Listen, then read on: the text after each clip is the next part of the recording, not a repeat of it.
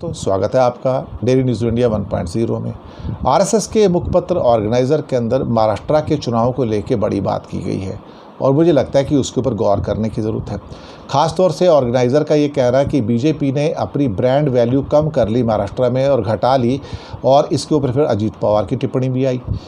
दरअसल महाराष्ट्र की राजनीति बिल्कुल उल्टी पलटी हो गई है और वहाँ पे हालात कुछ इस किस्म के हो गए हैं, जहाँ पर ऑर्गेनाइज़र के अंदर जो रतन शारदा का लेख आया था और कुछ और लेख आए थे, उसके अंदर ये कहा जा रहा है कि भारतीय जनता पार्टी अब अजीत पवार की जो राष्ट्रवादी कांग्रेस है उससे थोड़ी दूरी बनाना चाहती है और दूरी बना सकती है। ये भी हो सकता है कि वो एकनाथ शिंदे की जो सेना है उससे भी दूरी बनाए और पूरा का पूरा चुनाव 288 सीटों पर जो महाराष्ट्र में अभी अक्टूबर में आ रहा है विधानसभा का, अकेले ही लड़े।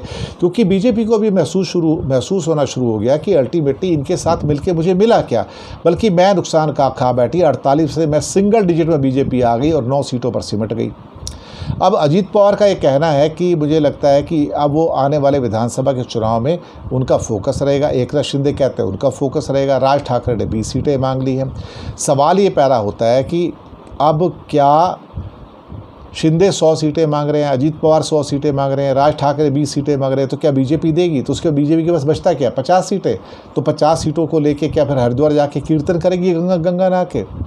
अब सवाल ही पैदा होता है कि जब आरएसएस के मुखपत्र ऑर्गेनाइज़र के अंदर एक लेख में कहा गया कि बीजेपी ने जब अजीत पवार को चुना तो अपनी ब्रांड वैल्यू घटा ली और उनको नुकसान लोकसभा के चुनाव में उठाना पड़ा, क्योंकि जनता ने सजा दे दी उनको, क्योंकि उन्होंने धोखा किया, षड्यंत्र रचा, एनसीपी को तोड़ा और शिवसेना को तोड़ा।